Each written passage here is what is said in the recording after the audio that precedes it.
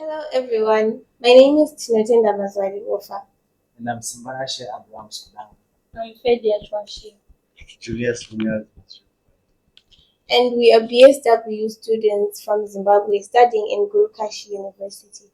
Welcome to our group discussion, and today we'll be talking about the thought-provoking book Restoring the Balance by Advocate Hariom Jindal. So today this book explores the need to restore social, economic, and political balance in the society by promoting justice, equality, and human dignity. Through engaging ideas and meaningful conversations, the book encourages readers to reflect on the challenges of modern society and practical steps needed to create a fairer and more compassionate world. Join us as we explore the key themes, the high insights, and the powerful message behind restoring the balance. So, guys, Restoring the Balance. That's our book. So, as the book says here on the front page, Restoring the Balance by Advocate Hariam Jindal. Social, economic, and political justice and a life of human dignity for all. So, I want to know, what do you understand by social justice and equality?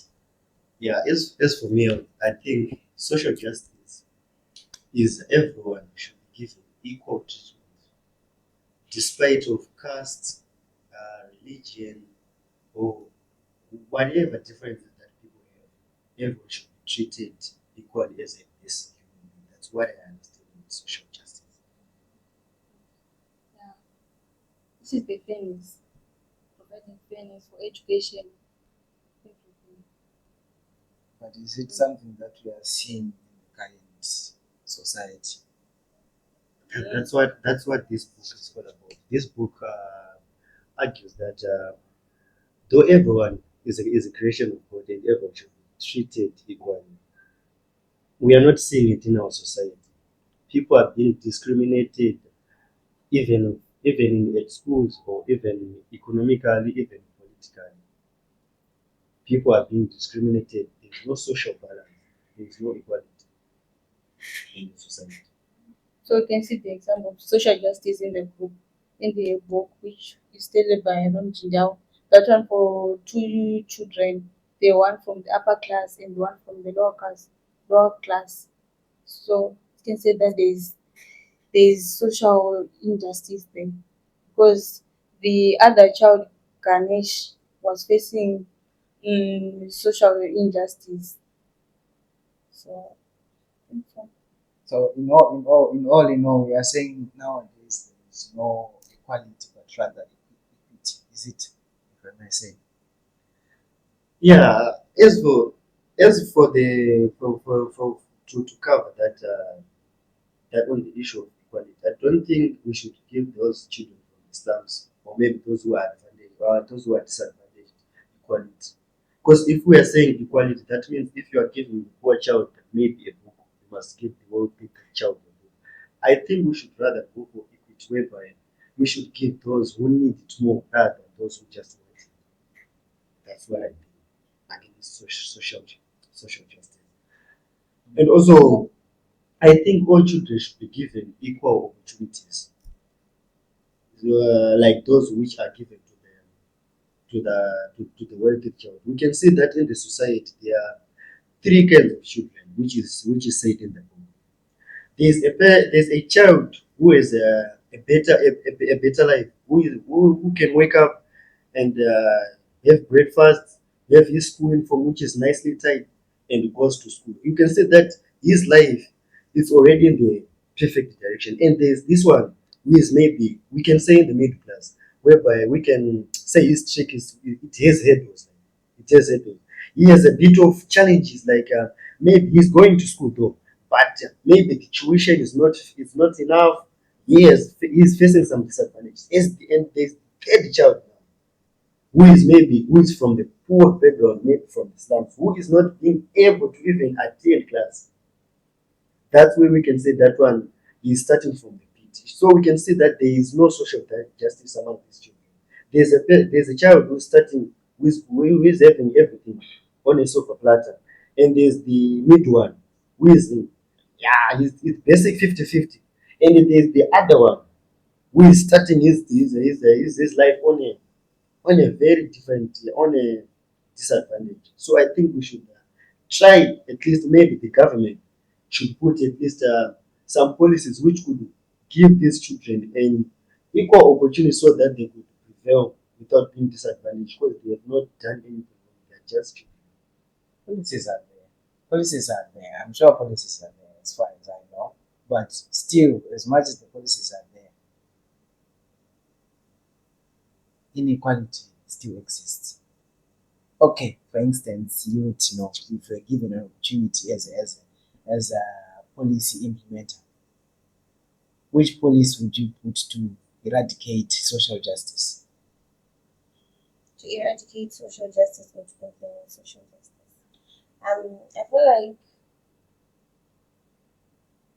I feel like they should be given equal opportunities to everyone. How? For instance, children with no education. In some African countries, there are children who cannot afford education, and the government, as a person who is implementing policies, I would suggest that free education be given to children, especially those that come from poor backgrounds, those that cannot afford. Because if we give it to those that can afford, it's no longer equal, but rather they're getting more than they can afford. Do you understand? As for me, if I was a policymaker, if I was a policymaker, or if I had to head a policy that would benefit those children from Islam, first I would say I would pick Tino's point, education, because you cannot go anywhere without the right education. We can see that even the author of this book, Dr. Arion Chidao, he has uh, he has given an opportunity to the children which are living in the slums to to be able at least to be educated so that they would be able to have at least an opportunity to give them a stepping stone so that they would be better in the society so that they would maintain that social that equality, though it's not equal, but it's there. And also I think on the issue of education again, they should have the right education. You know, some of the education that they are receiving, it's not the right one. We can see through Dr. Jindao's right type of education. They are not being taught like those normal alphabetical order. They are given those that alphabetical word by they could benefit in the society, like for their social for them to know their rights so that they could claim their rights so that they could have the social rights that they wanted, that they need to have equality in society. That's what I think. Yes, I feel like you're right. Especially pertaining to the other book that was written by Advocate Harion Jadal, right? I feel like, and I don't know if it's a mutual feeling to all of us. I feel like that alphabet that is taught in schools, A for apple, B for ball, that is something that you can be taught at home. But in an education system like how Advocate Hariam Jindal states, A for administration, B for ballot box, that can make a person wiser. It changes their mindset, and it's better than learning A for apple, because what are you going to do with an apple? It's just a basic education. Exactly. Going to eat in At least you know some of these children, they are not going to have that much of that education. So if that chance that they have to learn, they should learn something meaningful. They should learn something meaningful like this, like how they're being taught, Mm. knowing the constitutional rights, so that whenever they are going to vote, they must know that I'm voting for my rights. I'm voting for my social equality. You see, that's the thing about the type of education. I think as a policy worker, as a policy implementer, you could cook that one. And going back to that point of education, um, we were saying that children, right? They learn. Others that have managed to go to universities, to high school, secondary schools, they know some of the things about administration, government, and all sorts of things. But children who are in the slums, or children that don't have access to good education, they don't know that, right?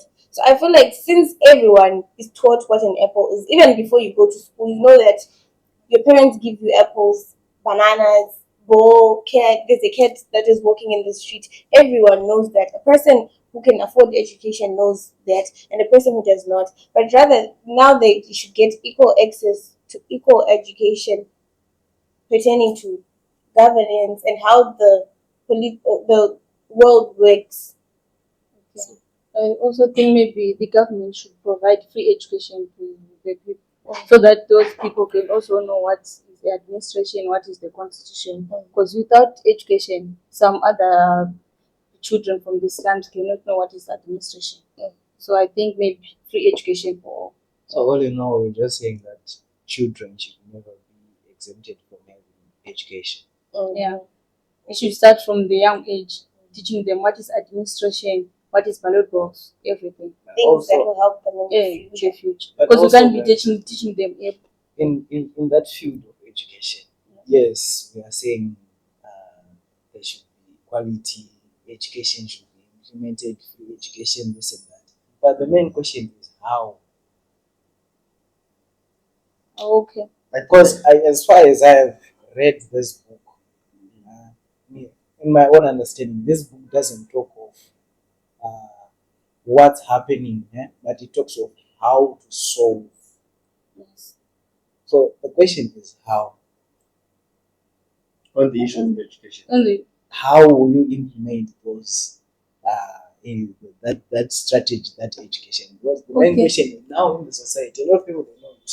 maybe we Yes. can give a collaboration between the community, the government, and the policymakers, and even the NGOs to provide education to the society. This is how our profession as social workers, as social workers. comes in. This is where we become the We voice collaborate for the with voiceless NGOs, government, communities, and families. and spread the word. Even those parents can even teach the children from home what is administration. On the issue of parents, I think that is a good point. Because even in the curriculum for children, it is said the teachers just only participate for 70%. The 30% do not is for the parents. So that means the parents are partially involved in the education system of their child. So it doesn't make sense if you just teach the children all you want them to know. But at the same time, they are going back to the same house where they are not being encouraged, or maybe where they are not given what can I say, more education so that they will prevail. So I think the best thing we could do here is we could teach the children also, but also should encourage, and also maybe we should encourage the parents to continue supporting the children. Not maybe financially, maybe they may not be financially stable, but what I mean by supporting, I mean by like trying to give them that positive energy that they should keep going, keep growing in education. That's what I think. The parents should implement, should help their children, or maybe even in the morning when they are late for school, they should wake him up, go to school, doing all those sort of things. That would help the children. So Okay. In their means education also we system. should also give education to the parents. I would, Yes, I would, because I would, I would, I would say awareness. Yet again, we should consider the fact that some of these children that don't have enough, like, access to good education, their parents also did not have Yeah. good education. Hence, we should also implement this thing of free education. If we are going to have to start with those children, because we've already failed the parents, and now the parents, it seems as if they are failing their children. Hence, we should implement the policies of free education. Okay. Also, in addition to that, I think maybe those retirees can also assist the children with providing them education on how they experience during their generation. I think it can pass knowledge to the next generation also. All in all, just to come to think of it, I think so. Let me try to divert it a little bit, because we are saying focusing on the children a lot here, but then also we are forgetting the parents and the situation they are in. If, okay, for example, a child in the slums, they live in a tent, right? She or he is supposed to go to school, right? Maybe it's a one-parented household. The mother is supposed to wake up the child. The child also has responsibilities. Now, different from someone who lives who is in a wealthy family, where you might even be carried to a bath. Yeah. But for that child, he or she is supposed to wake up, When fetch water, fetch water. Yeah. also make food. There are some times whereby maybe the mother or the father, the one parent, is sick. or maybe she has to help the parents to maybe to deliver. They are doing some personal businesses. Maybe she has So- to do the business and deliver before she went to school. So as much as we are saying the children alone, also the parents, because they have an impact. Your history creates you. So maybe as social workers, we can do those campaigns, or which we can maybe provide knowledge to the parents on how education it is important to the children. My question is, do you guys think that the moment we start, we tell the parents to educate their children, they're going to succeed in telling them what is admin when they themselves might not know what admin is? As for me, I don't think we should tell the parents to educate the children. As for me, I think they should support. That's what I say. Support. Because if you take it from the previous point that I said parents should support their children by maybe offering maybe encouragement. Do you know a child can come to school maybe Monday, Tuesday, Wednesday, but Thursday she doesn't want to come.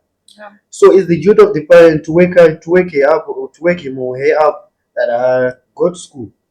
That I think that's the job of of a parent, that he or she should do for their children to succeed. To offer that support, that parental support, because that education that she's obtaining, it will be beneficial for the whole family, not just for her or for him. It will be beneficial for everyone. Because later on, after he or she has obtained that graduation, he will be responsible to educate everyone in the family, even during the both, even during what he or she will be able to give you an insight of what's going on. How should we tackle these cases and stuff? That's the point of me of parents supporting their children. Okay. As for me, in my own perspective, looking at the situation of India, which was identified in the book, you see, I would advise like undertaking programs, undertaking schemes by the government, so that the parents also can be employed. Yes. We as social workers do workshops, educating, encouraging the parents, because if guys, home has influence. There are some things you yourself were told back home that don't do this, don't do that, this and this. You end up until now you still keep them. So as much as you are a child, also home has influence. So for a child, for me personally, I would say yes, let's focus on the child, but let's also not forget the surroundings of a child.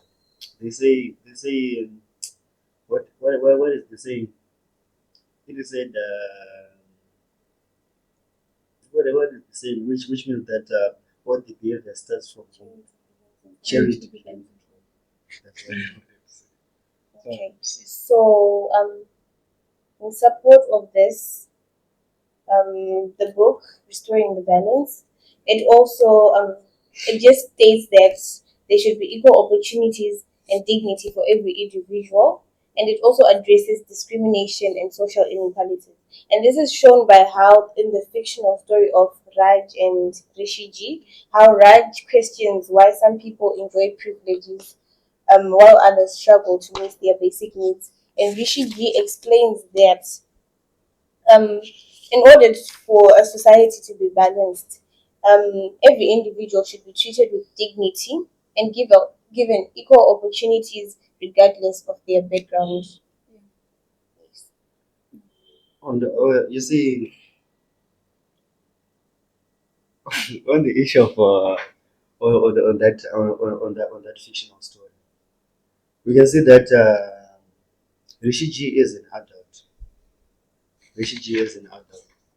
He was able to notify that everyone should be given an equal opportunity, equal distribution of resources, despite their background and despite their where they come from, despite their religion or caste. So, what I think is the government, it is the duty of the government to at least provide policies which could help all children achieve all the equality which they need to be sustainable. But there is also limited opportunities. This would be limited opportunities because opportunities are there, but they are limited. Because there is also a story, I think so, on page 167, question number 75, where it talks like how could people understand the concept of limited opportunities and every citizen to develop develop and showcase their natural talents. Because in this story it talks of a train whereby it's nowadays the train has few seats, but then the people are more. And yet the train can only accommodate just a few, but it should accommodate everyone. So the point is the society should be equal so that everyone can have access, everyone can be given a platform to showcase their talents. That's the point that I have. But how can we ensure equality if the if the government is not able to provide the policies which can benefit everyone? Now we will look at good governance and policy and justice. We now be venturing into that topic, whereby now we are looking at elections. Political justice and good governance. Yes, that's where we'll be looking at now. Now we are looking at elections. How do people know that this person is one who is honest, is not corrupt, is going to foster equality? That's where we'll be looking at now. Because most of these things, we look at the government, because the government is the one that is supposed to save us, not us saving the government. So, what would you think? I'll re-divert this question back to you. Yeah. How do you see, or how do you understand the things of the good governance, policy making, and justice? If you say maybe you want to elect someone, let's look it in the side of elections, because that's where it starts.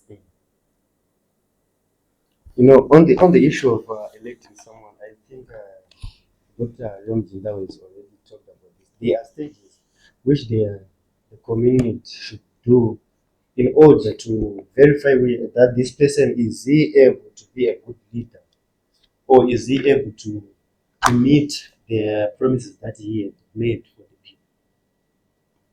Do you see? One, it is said that the person, maybe a political party, should elect its own leader. They should do some elections in their party, so that they could elect one person within their party, one person who is able to lead the party. After that, that person is supposed to campaign in the whole area for the whole party now. Campaigning to the whole area for the whole party, so that the community now is supposed to elect for him. So now there are many parties now. It's no longer competing within their party. It's all parties now. They are competing for the seat. So why are they trying to compete within in their party at first? You see, it shows that the person first should be trusted by his own teammates, because you cannot put someone in power who is not even trusted by his own teammates. One, That is one evaluation which is used by the government to see that this person is able. And also, two, to be able to be elected by the local people. All the people in the area, after being elected by your party members, you should be elected by the people. To that the other evaluation which people uses to see that this person is able to be a leader. So what am I saying is the person should be elected by the people and also should pass all there are many stages which are said in the book, but I just mentioned a few which a person must go through to become to be trusted by the community to be the leader. And it also say that those elections they should be done maybe 1 year before voting, so that it can be transparent. And also, it suggests that in Lok Sabha there should be technological advancement in the House of Flip and also the lower house, so that they can be transparent. And also, people should vote. And also, in the terms of elections and voting, it's also said that not only children above people above the age of 18 should vote, but also the children should also be taught on how to vote to avoid That's a good incompatibility. one because that Yeah. will also foster equality. So all people should vote, including the children. Uh, And also, there's another point on the evaluation of appropriate leader. It said every citizen will need to be educated about the roles and the responsibilities of the elected public servant. That means those who are voting, for a leader, they firstly before they vote, they must be educated. They must know the duties of the person who they are going to elect, so that after they have elected for him, they can know that this person is not meeting his standard that he's supposed to be as a public servant. That is the other stage which is said by Dr. Harim Jindal as an evaluation for what for choosing an appropriate leader, which is on page 215. Also, there should be investigations while you stays voting procedures to avoid inconvenience problems. So basically, the book um, talks about the importance of transparency, accountability, and ethical governance. And it also encourages policies to serve welfare of all the citizens. Yes. And then moving forward, the book also talks about human dignity. It encourages every person to be respected and to have security and an opportunity to live with dignity. But guys, do you think everyone in this society is living with that dignity? No. Why?